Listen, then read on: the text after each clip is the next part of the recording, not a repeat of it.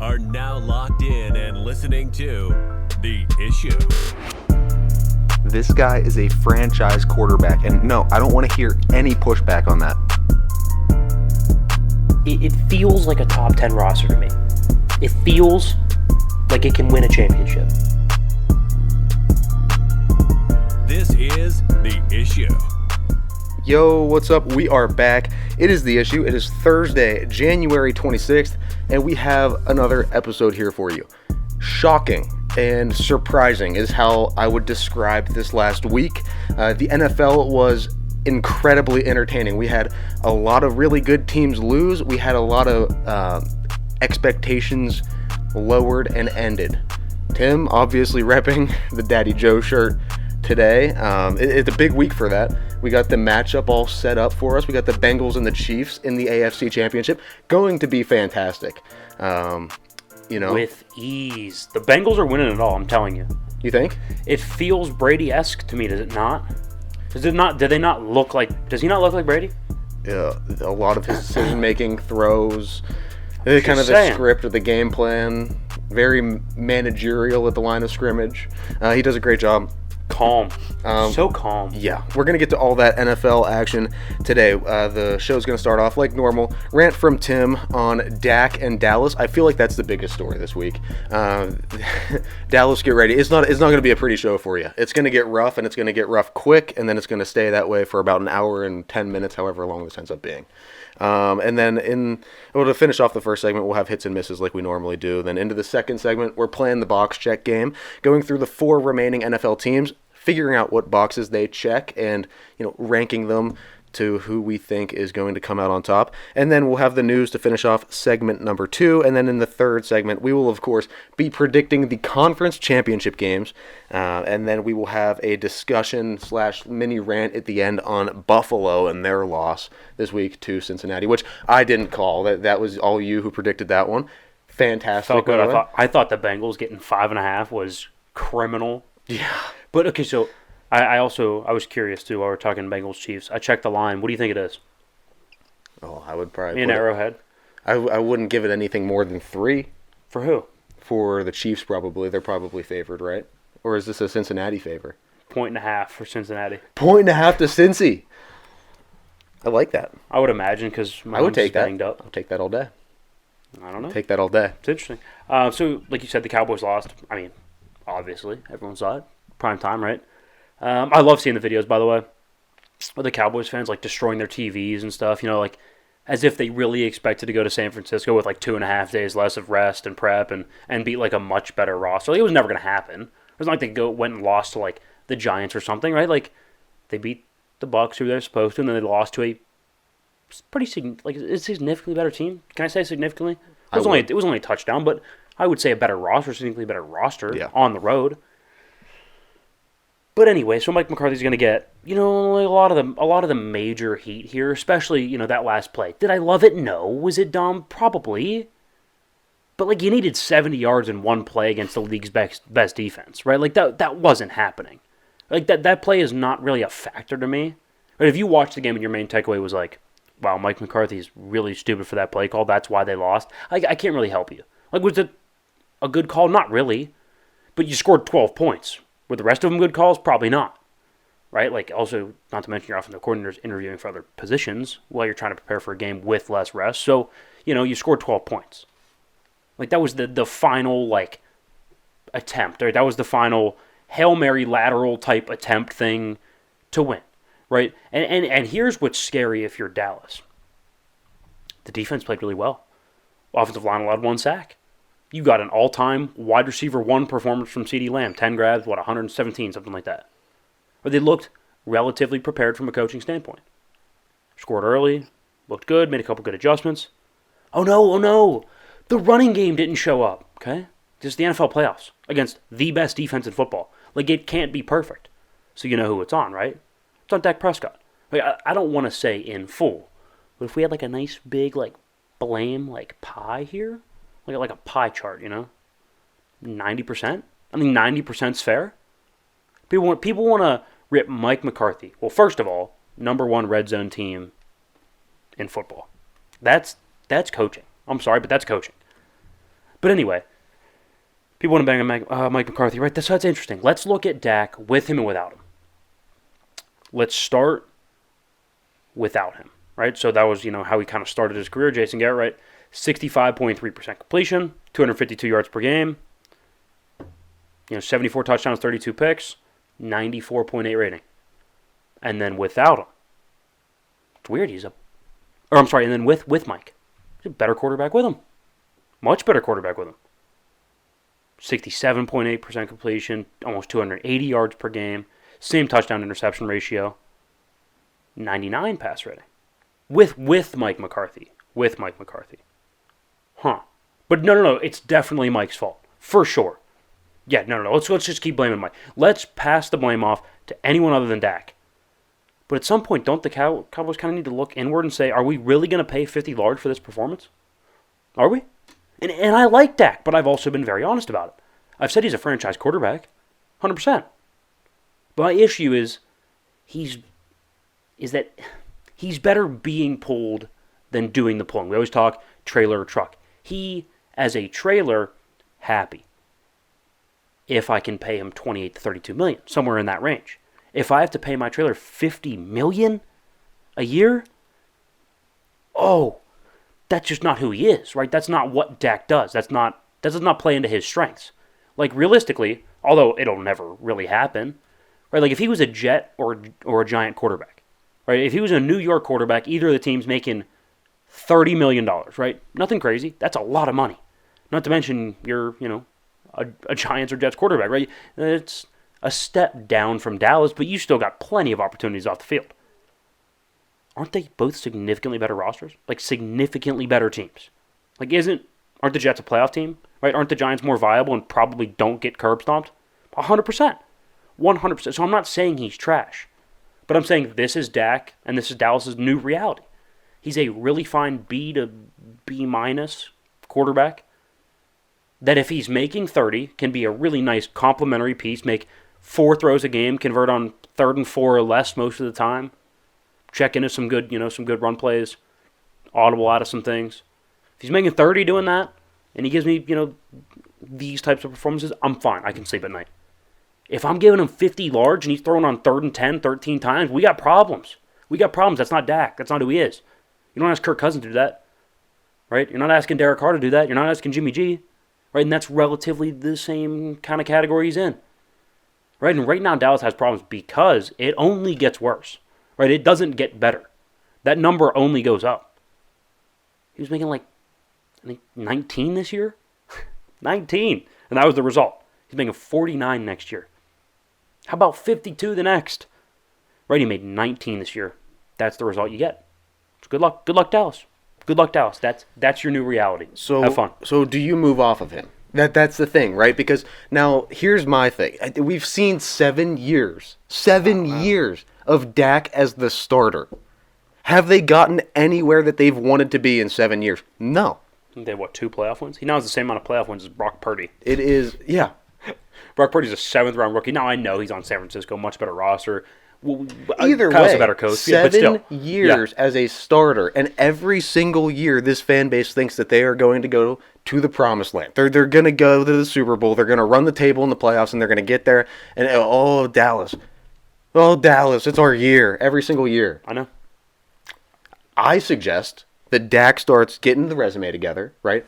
Gathering some references, maybe calling up a couple buddies that he used to train with in the offseason. Mm-hmm. Personal trainer job, enterprise rent-a-car. I don't know. Let's just send the application out.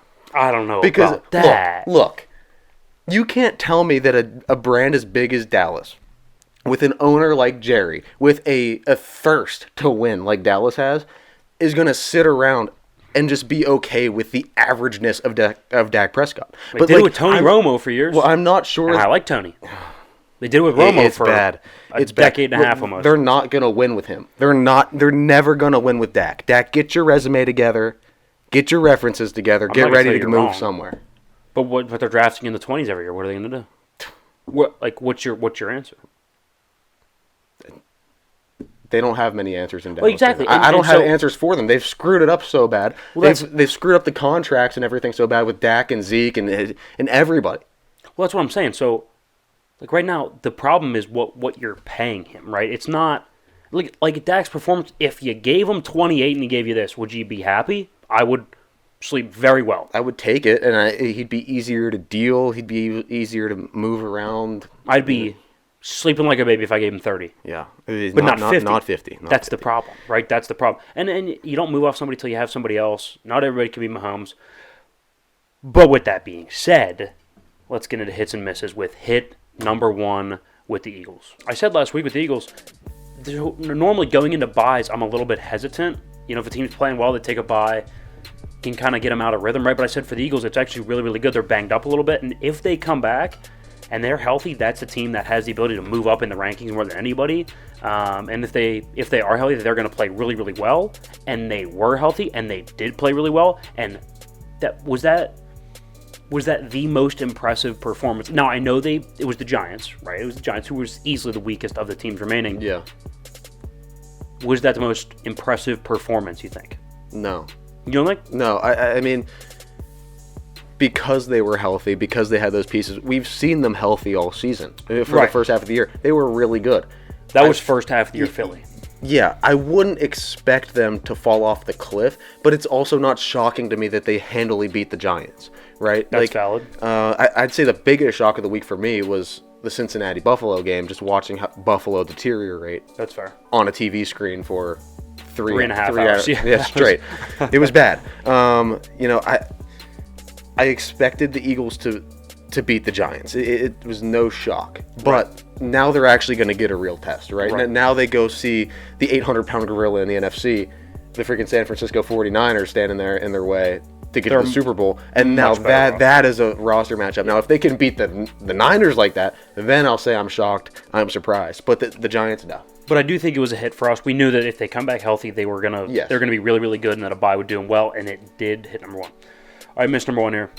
I knew Cincy would win, but I expected a fight, from my Super Bowl pick Buffalo. But losing by 17 at home against a pretty much backup offensive line is inexcusable for a defensive coach. In a blizzard, too. Inexcusable. They started with a 3-and-out. They surrendered 2 touchdowns on the first 2 drives, completely killed the game from there. It never really let the fans become a factor. You never really got home field on your side. Defensive coach, you're going to let Joe Burrow and the Bengals march down. I mean, that was a coaching mismatch to me. Yeah. I don't know. I think now we're starting to see how much the Buffalo Bills miss Brian Daboll as the offensive coordinator, right? Oh, yeah. We are seeing, it's not the same schemes. No. There's not the same level of creativity in that offense anymore. Plus, I just want to add this.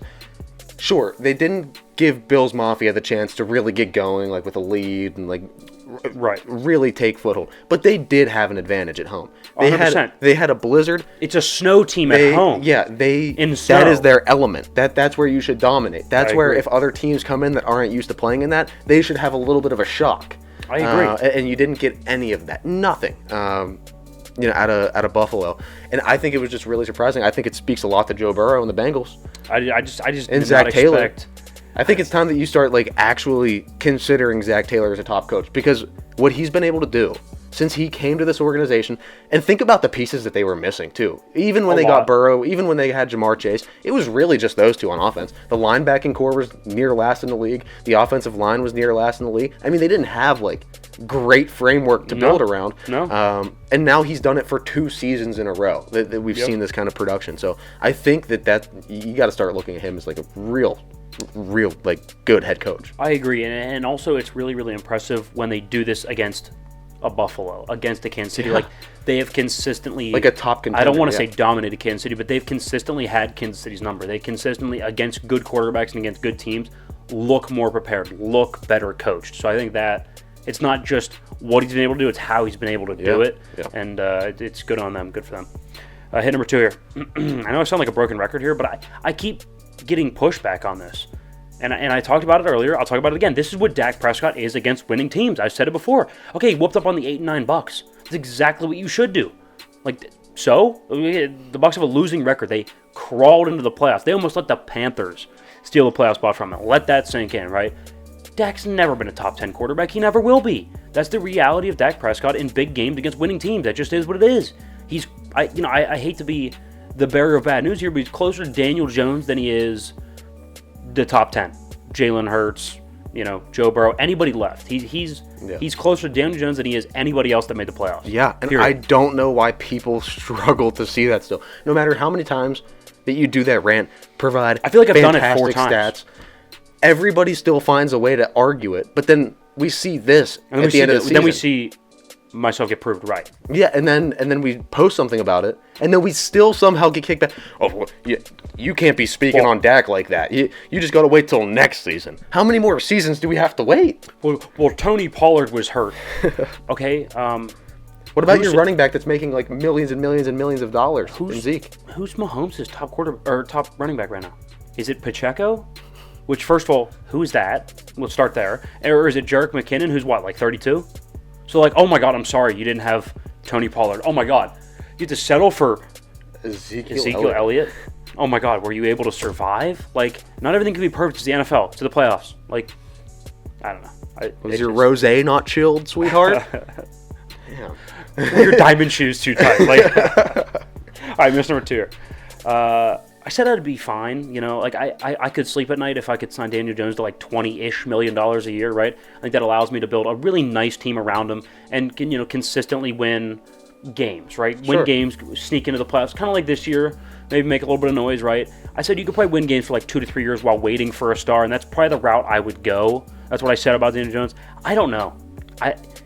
If I'm the Giants, I might want to pay a little bit extra for like a Derek Carr, because you don't have to pay a lot more, right? No. If I'm giving Daniel 20, I would pay the extra 10 a year for like a Derek Carr or a Jimmy G. Bump it up to like 30, 32 Yeah, maybe. 30, 32 for a much more competent quarterback, especially when you get a quarterback like that who has been around and you can still provide him with a great coach in Brian Daboll. I think that's probably the route I'd go. So for that, I missed. I was a little high on Daniel Jones, kind of bought into the 1 week hype. Saying that I would sign him, which, again, he still is probably going to end up getting signed for around $20 million a year, so it's going to end up being all right, but I'm not sure that's what I would do anymore after seeing that performance. Right, against winning teams, he's not very good at all. No, yeah, 100% agree, but hey, if you are a Daniel Jones fan, check out the shop, buy the Danny Dimes merch that just dropped a couple, I think it was like 2 weeks ago. It was after that win, yeah. Yeah. I mean, look, he's a very, very average quarterback. 100%. And I think Brian Daboll he's better than that as a head coach, and the places he can take that team are way better than Daniel Jones. I agree. Even if you hang on to Daniel for a year or two, wait your turn, go draft or go trade up to get somebody in the draft in a couple of years, sure. If you want to let him hang around for a little bit while you're still, not paying him much, you can build a team around him. I don't know. It's just he's not my first choice. I know they're a little bit farther back in the draft this year, but there's going to be a couple quarterback prospects. Like, would it be crazy to give up, like, you think you could get a first? You could trade up in the first round for, like, Saquon and, like, a first next year. And then you get, like, a higher first-round pick. I don't know if I'd trade Saquon. He's an aging player. He's a deteriorating player. And he does have a history and running backs of are injuries. deteriorating assets from a business. And I don't know if I'd do it this year. I wouldn't like be like, oh yeah, let's trade up and get a guard. But if you can trade up and get a franchise quarterback, I would trade a franchise quarterback, or I would trade a franchise running back for franchise quarterback in an instant, without even thinking about it.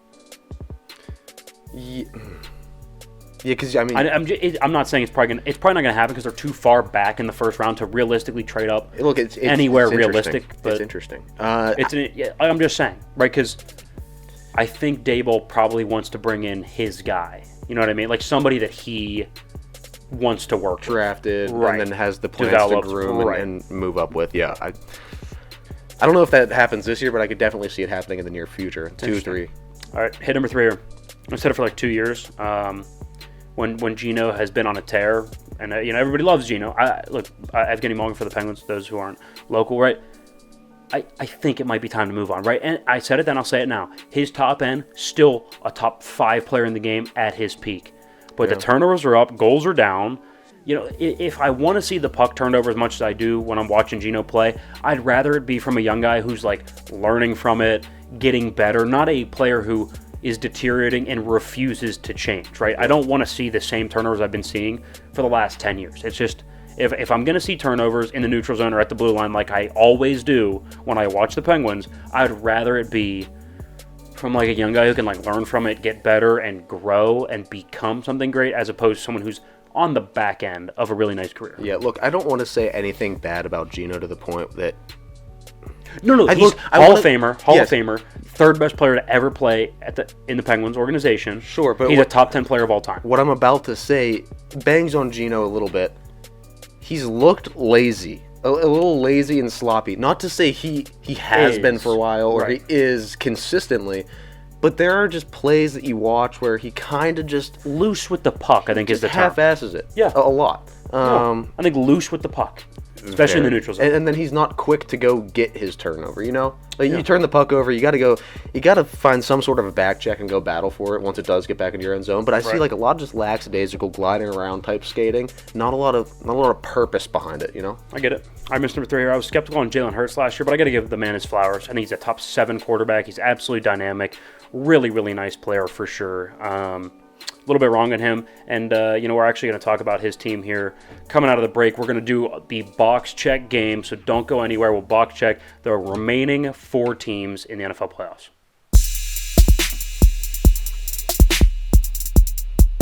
Segment number 2, Thursday, the 26th of January. Yeah. We are into the championship weekend, divisional championship weekend. So we have what? Bengals going to Arrowhead. Conference championship. Favored. Yeah. Conference championship. Favored. That's crazy. By the way. I mean, I know Mahomes is out. I just didn't. No, he's not out, but he's hurt, right? But I just didn't expect that. And then Niners obviously going to Philly. I want to say Philly's favored there as well. But we're going to play in this segment here. We're going to do a little box check game. So we're going to kind of rank the top 4 teams, and not even really rank them. We're just going to go through the box check game, talking a little bit of what do these teams do well? And you're going to see that there's a common thread of 6 things that really good teams do well.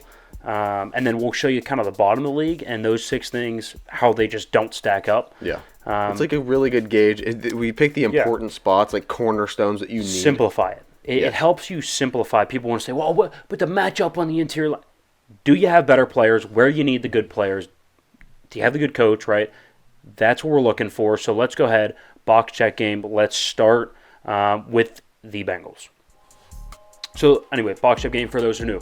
We do coach, quarterback, offensive line, run game, weapons, and pass rush. That's 6 main things. At the end of the day, your defense, if you have a pass rush, you're viable. You're a viable defense. You don't have to be top 10 and everything, right? You don't have to be the Niners.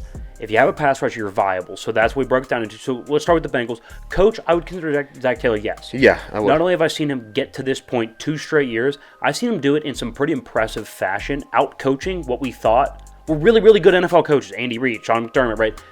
Mike Tomlin's been beating him relatively consistently. So I've seen him do it against really good coaching. He's done it 2 years in a row now. I think I can trust Zach Taylor. I would give it a yes. I would check the box. I think so too. I mean, he's been a really good coach. He's been winning the games that nobody expected and leading a team with minimal talent at first, and they've been gaining traction. So, quarterback, yes. Joe Burrow is an obvious check of that box. So O-line, I would say this year they went out, they acquired pieces.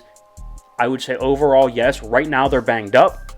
Backups, I can't rely on backups in a big spot in, the AFC Championship game. So I would go no right now. Overall, yes, they've spent money there. They're developing some new players there. So I would say they're heading in the right direction. But as of right now, no. Now the other bad spot on this is the pass rush. I don't like that too much.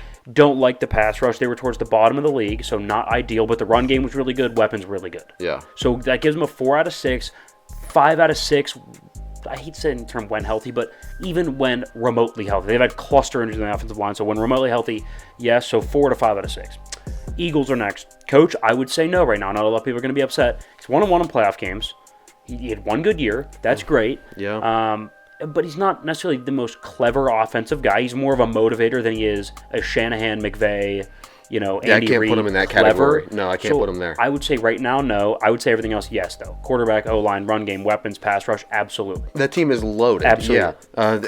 It's almost like they just need the right guy at the helm. He might be. I was going to say, I have a feeling he is, but right now, I can't.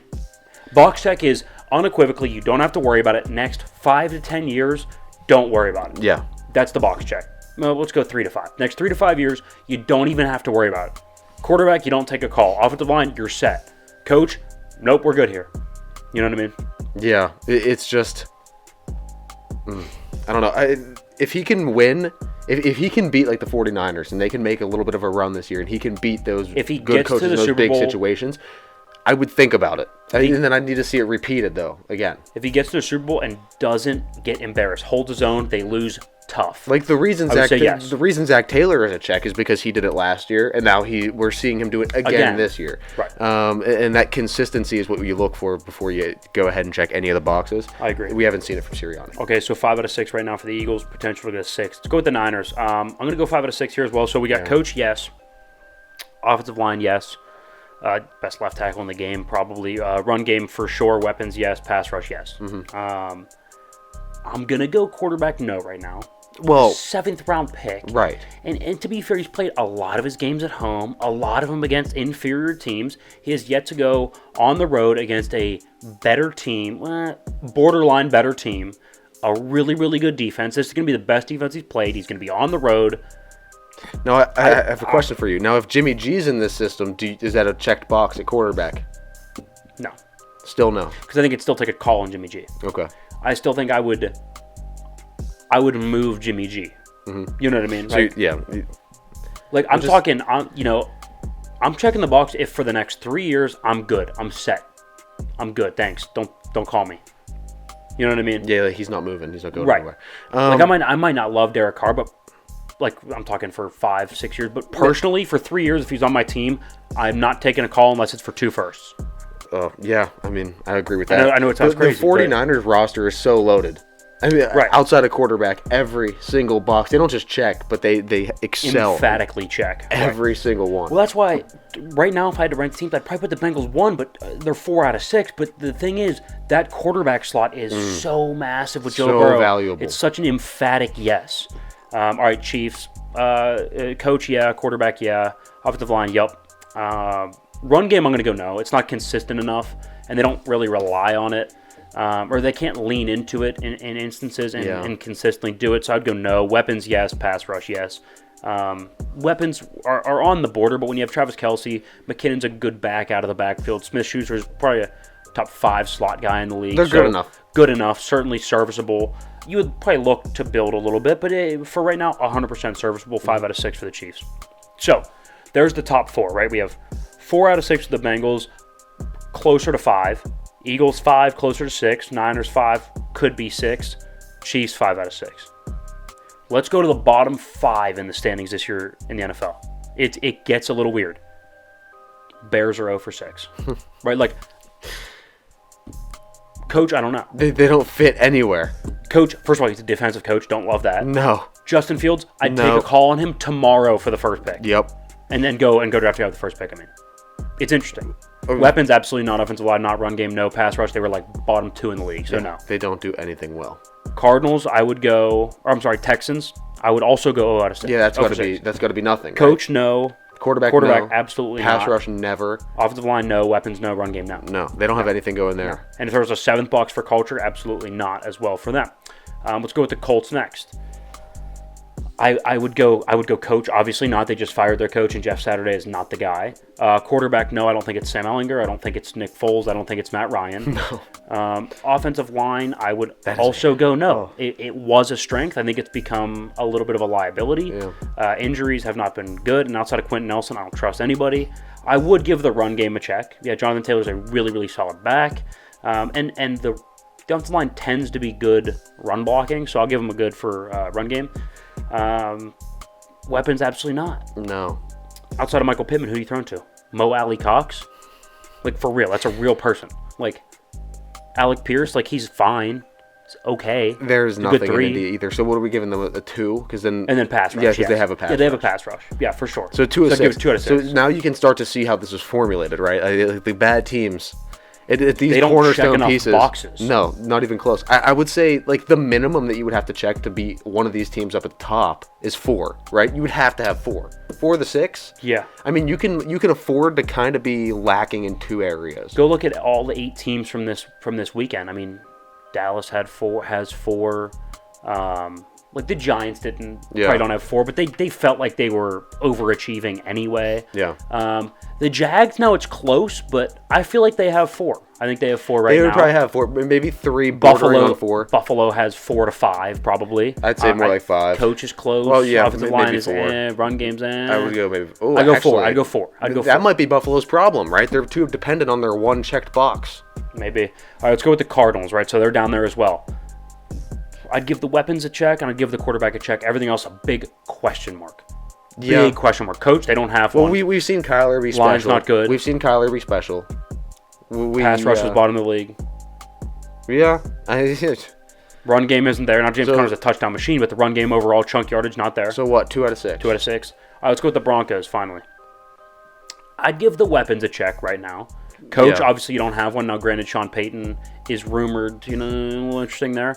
Quarterback right now, if you told me Russ, That's not a check box. He was one of the worst, if not the worst quarterback in football. I'm sorry. I can't do that just based on a name.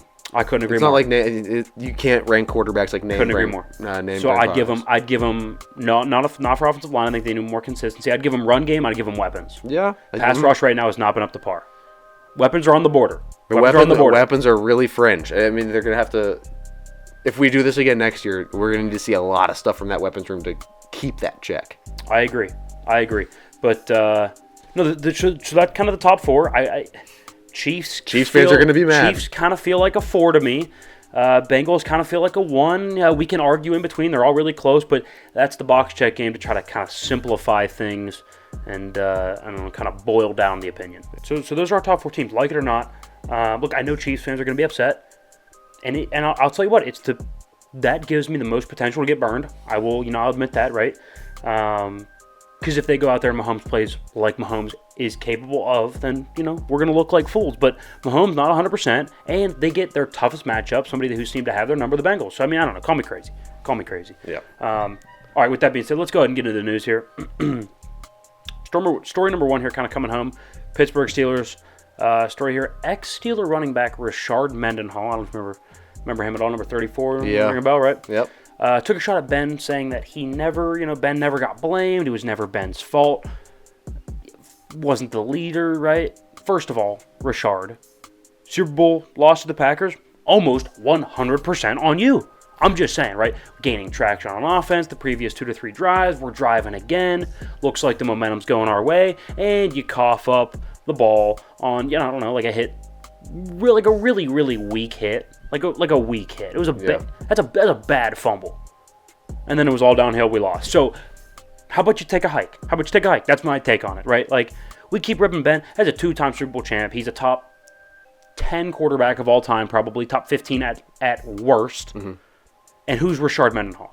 It'd be different if like a Steeler legend like Bradshaw said something, or Ward. Hines, like Jerome, Alan Faneca, who's a Hall of Famer, right? If somebody that was close to his level took a shot at him, all right, we could talk. Yeah, Pouncey, something like that. Rashard? No. Rashard? Yeah, like, what ground do you have to stand on, man? And plus, what are you talking about?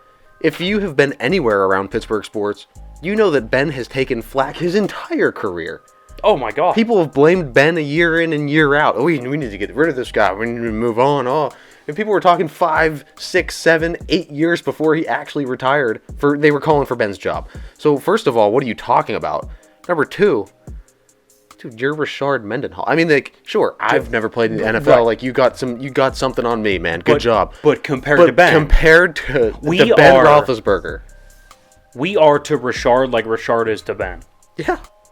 Yeah. You know what I mean? Mm-hmm. Like, it's Rashard, and then, like Rashard Mendenhall is, like, on the level of, like, a Benny Snell. You know? Slightly better, but yes. Okay. I get it. Jalen Warren. Sure. I don't know. I didn't like the look of it. And do you know how many times that I've screamed into the television set about Big Ben? A lot. So many times. How many times I've seen it from family, friends, at a bar, whatever. Twitter. A lot. Like, a lot. Yeah. Yeah. All right, story number 2.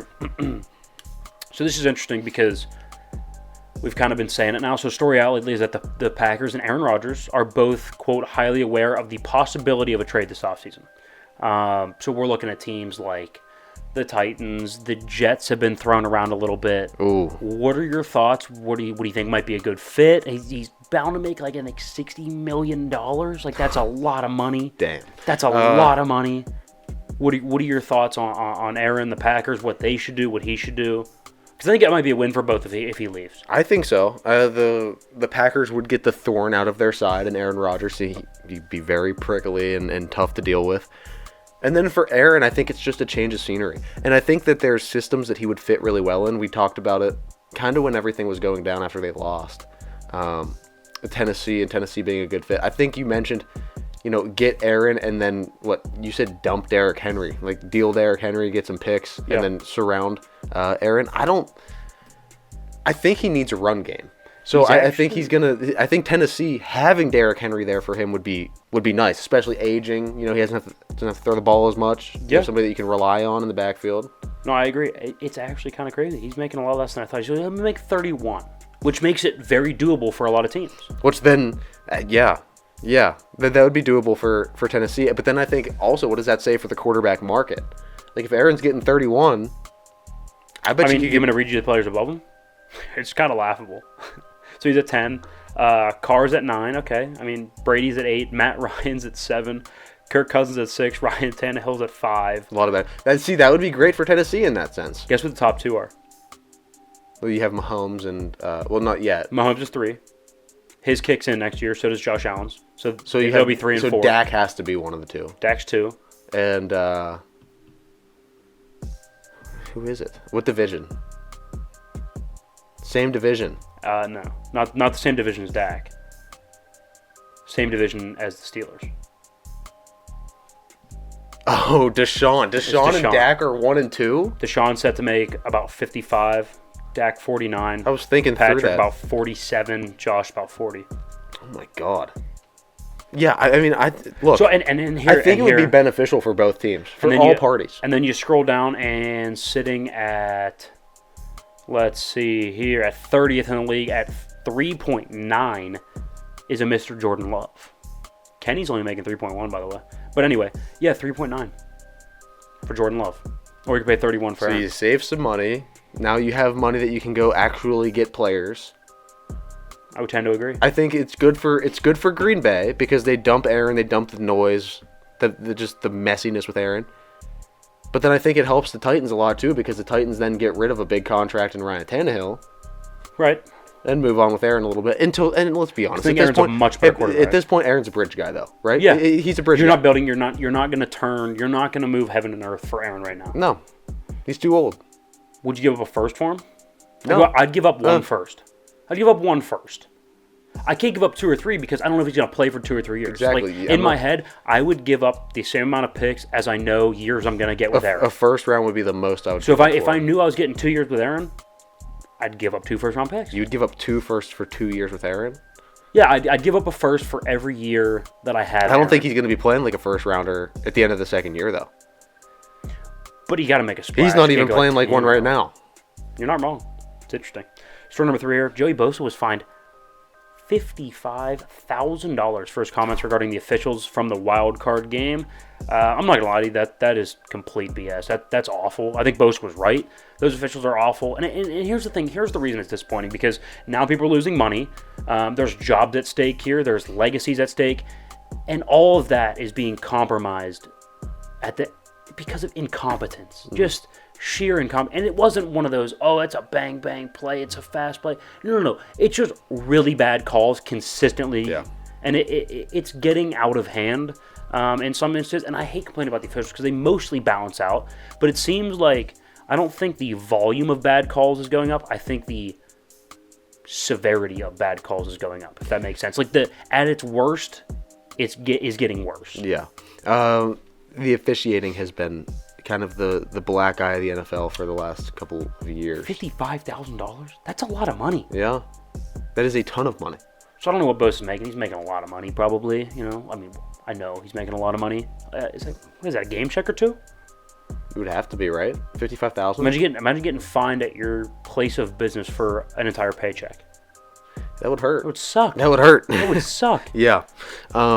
I don't know. That's a lot. It stinks to look back and like he's in the right and he's still being punished for it. Right. I think that's where you need to have some sort of I don't know. Somebody has to oversee something like that. And here's the thing. Almost also, like an NFL court. especially if you're going to go to somebody's locker after the game and that's where their media availability is, or even if you're going to force them to talk to the media at all, and then you're going to fine them for saying something when they do talk to the media, but you're going to fine them if they don't talk to them. Yeah. That's like you coming back from a tough day of work and the media's waiting in your bathroom for you to be getting changed and getting in and out of the shower. Yeah, and just like, hey, what do you think about today? Yeah, and if you don't, it's just like direct deposit, gone. Yeah. Yeah. That's horrible. Like, that's tough. That's horrible. I don't know. All right, story number 4.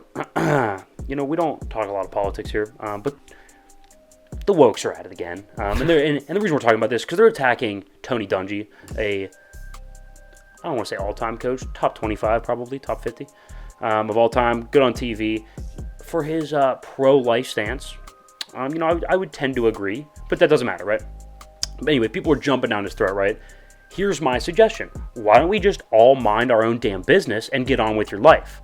If you're so sad to go on Twitter and rip Tony Dungy for not wanting to slaughter babies, well, then maybe you should do something with your life. That would be my suggestion.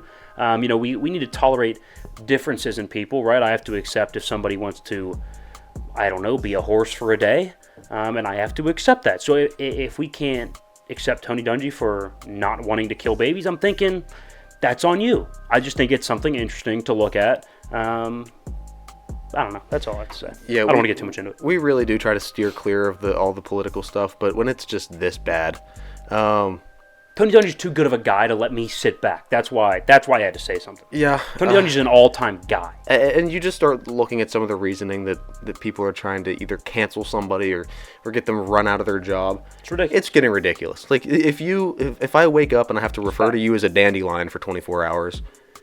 You can deal with the fact that I don't want babies dead. I think that's slightly ridiculous, but we can find some common ground here. I can work with you if you can work with me, but it never seems like they can flip to the other side. Yeah, no. You use their own logic against them. And party of tolerance. They don't seem too tolerant about most things. Not a huge fan. I am intolerant of them canceling Tony Dungy. Don't cancel Tony Dungy. He's an all-time guy, really good on TV. Was a fantastic coach. So let's go ahead and we're going to transition into segment number 3 here. So don't go anywhere. We're going to predict on the other side of it. And then we're going to talk a little bit about Buffalo. What do they do moving forward? Is McDermott the right guy? What's up with Josh Allen? So we'll talk about that third segment. Don't go anywhere.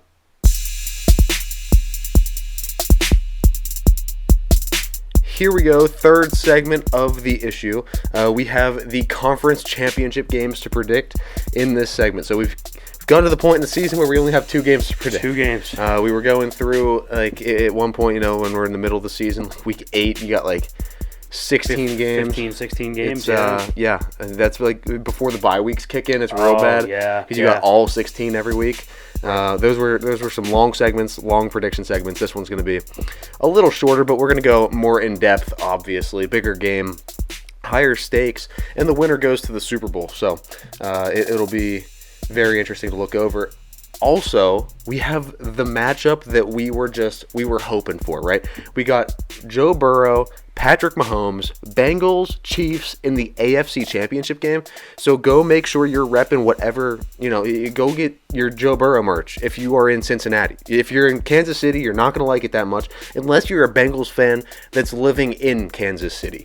So it's true. Go ahead, check out the website, theissuesports.com. Orders are shipping in a week, so everything should be there pretty quick. A week and a half, you'll have your gear. So go check it out. Appreciate it, and leave a review after you order. Yeah.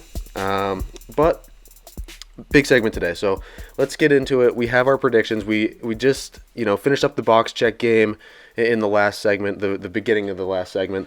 A little news. But now we're going to be able to kind of see how everything matches up against one another, right? We talked about just overall who has what pieces, but it really is a matchup thing sometimes, and we got 2 really good ones this week, so let's go. So let's go ahead and start with the game we agree on. The Bengals going to Kansas City. So we're both going to take the Bengals here. They burned me last week.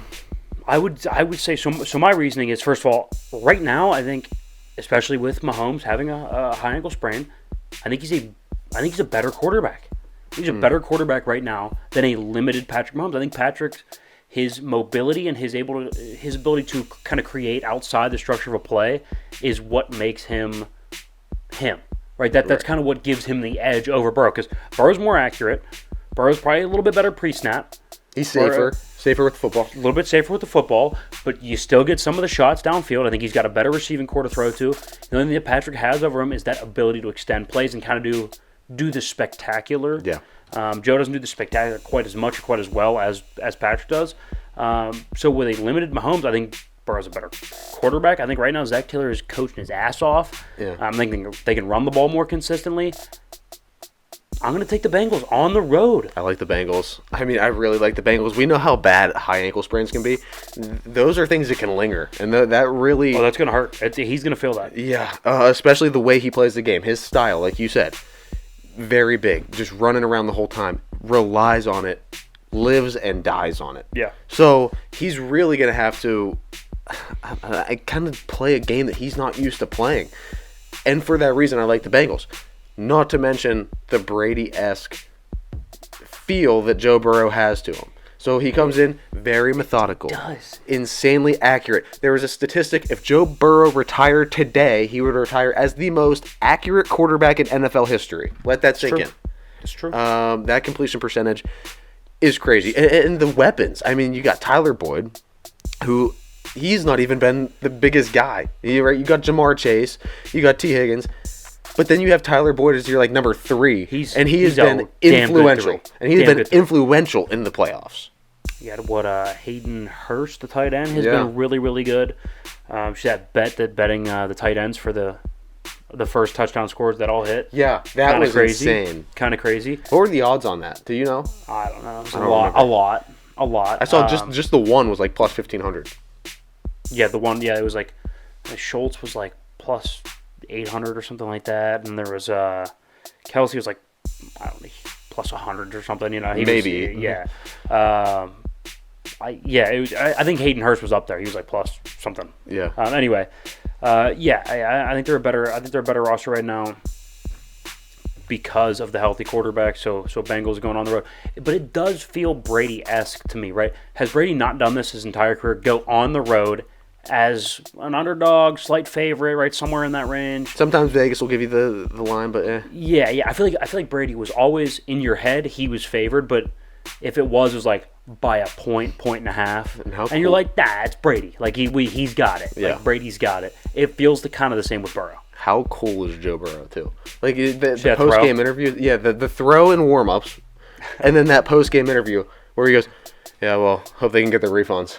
When they were asked about the neutral playoff game, he's got swag and confidence that doesn't turn to arrogance. Yeah, it's confidence. It's likable. It's likable confidence. It is. Though.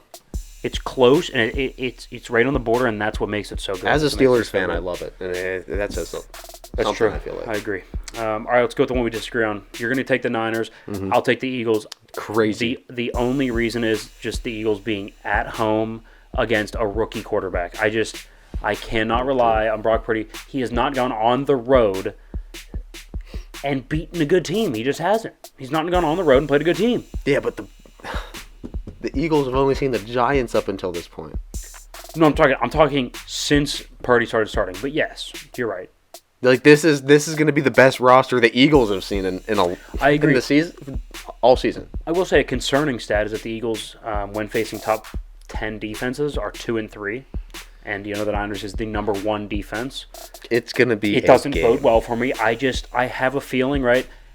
I remember last year in predictions, I kind of lost my way, and I saved it a little bit towards the end because I started simplifying and said, pick the better quarterback. I think Jalen Hurts is the better quarterback. He's at home.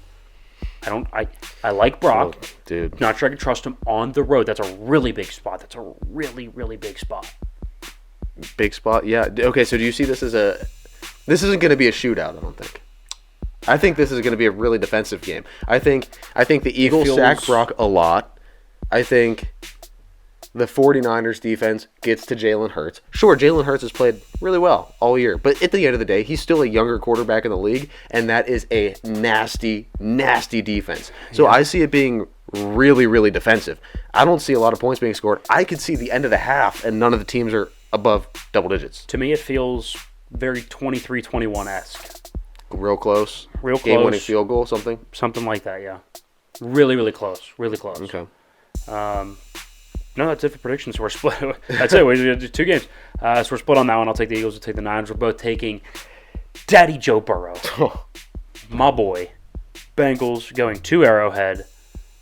I would say, yeah, upsetting. Obviously, they're the 3 seed. Chiefs are the 1 seed. Upsetting the Kansas City Chiefs. So that's it for predictions. So let's transition.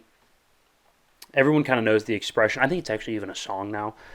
You only know your lover when you let her go, right? Real song, real expression. Swear to God. Stay with me here. Stay with me.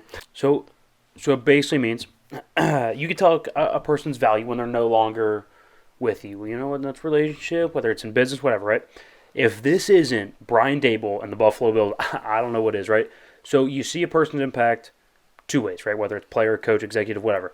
By how they do at their new job, obviously, right? That makes sense. You do a good job or not.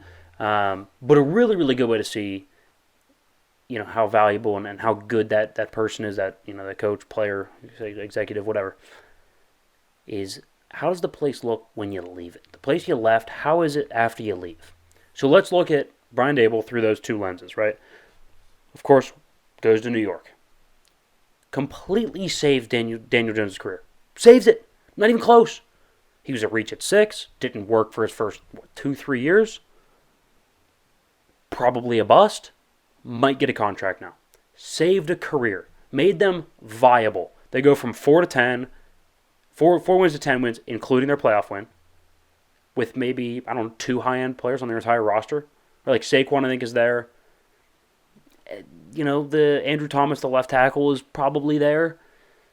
Maybe Dexter Lawrence. They have 2 to 3 people that would start on other rosters. Everybody else, probably not. Probably not. Okay, so first lens. Pretty good. Yeah, Brian Dable's pretty good. Second lens. Left Buffalo. Their offense is no longer clever. It no longer has any nuance. It's no longer balanced. There's no rhythm. There's no timing. There's no flow.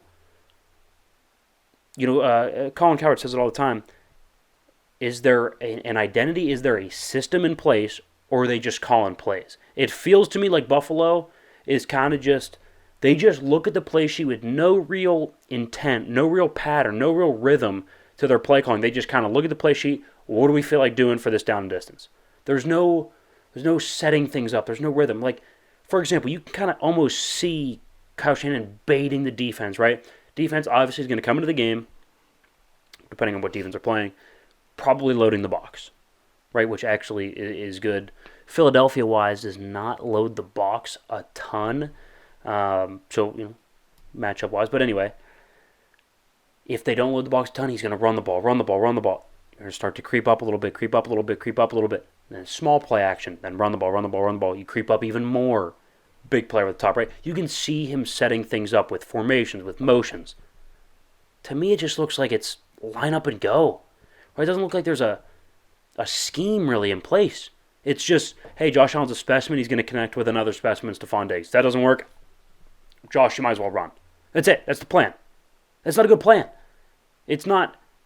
The plan shouldn't be, hey, let's hope it works, cross our fingers. I mean, good Lord, in a snowstorm. First of all, they're Buffalo, and you're in a snowstorm. Advantage? Yeah, it should be. That's your climate. They put up 10 points. 10 points. 10. I mean, you want to talk about missing something. Brian Dable is heavily missed. Heavily. So you start to look at, yeah, Josh is super talented. Yeah, he's got Stephon Diggs. That's great. They have some guys on defense. There's no plan. There's no real consistent execution of whatever plan's in place.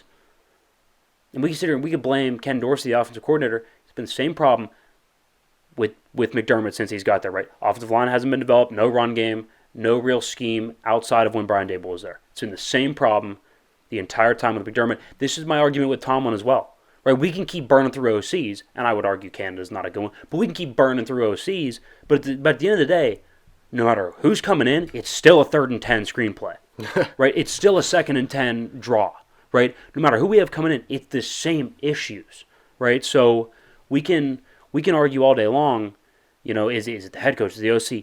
Does the issues, the same exact issues, do they transcend offensive coordinators? Pittsburgh, yes. Buffalo, yes. And so my point with Buffalo, I'm not saying you fire McDermott, but what if they go out there? I think it's reasonable to say they take a slight step back next year, right, from whatever. I think they had, 12 wins, right? To 10. 10-7, 11-6. I can see that. What if they lose in the first round next year?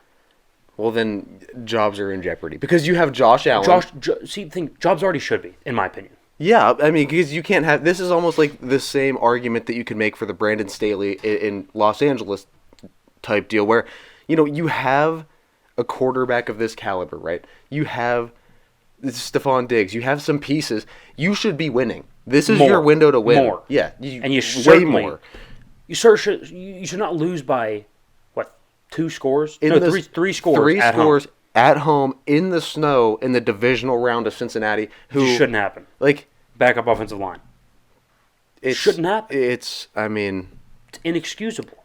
It is inexcusable. They need to start looking to make a change. And if the same problem occurs next year, then you already see the pictures, right? You've seen the memes. 3 in a row, stacked up, each game that they've lost. The first one was Stephon Diggs. The second one with Josh Allen just sitting there on the sideline in disbelief that they lost again to the Chiefs, 42-37 or what it was.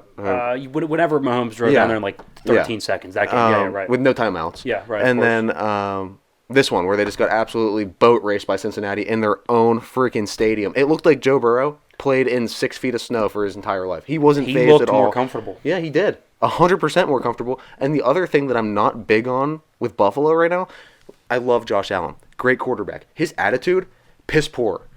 As soon as one thing goes not his way, he shuts down. It's tough. Dude, stop running your mouth at some points. Sometimes you're going to get hit late out of bounds. Diggs is running his mouth, too. Look, sometimes you're going to get hit late out of bounds. I'm sorry. When you're going for the pylon and the linebackers coming the other way on an angle tackle, you're going to get popped. That's no reason to get up and start a freaking fist fight in the middle of a divisional round game and then go cry about it on the sideline. Get over it, Josh. I'm not going to tell you get you're over wrong. it. To me, it kind of felt like Luka Doncic. I can't stand watching Dallas Maverick games. I don't watch a lot of NBA to begin with, but I can't. If I do and I see the Mavs are on, I will not watch it. I can't do it because every single time, I swear to God, I can't. This isn't even an exaggeration. Anybody that's listening that knows NBA knows this is not an exaggeration.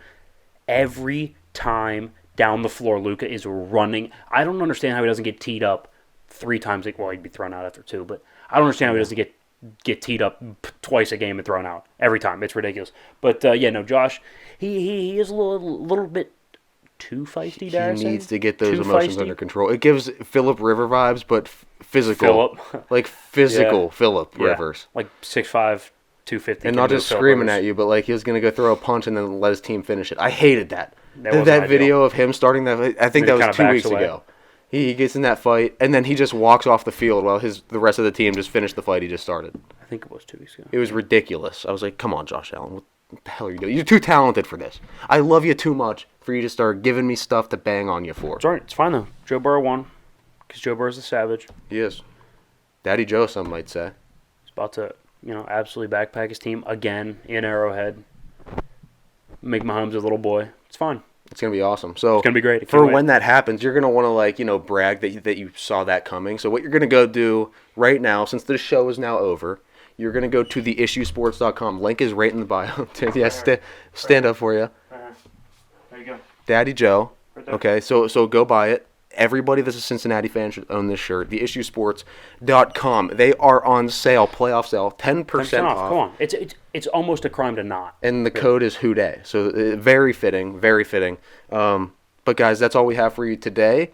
Hope you enjoyed. We will be back next week, but until then, go click the link. Go find us on social media all over the place. We're gonna newsletter. Sign up for that. That's also on theissuesports.com. Find it right on the homepage right there. Type your email in. Click sign up. It's that easy to stay up to date. But guys, we appreciate you listening, and that was The Issue.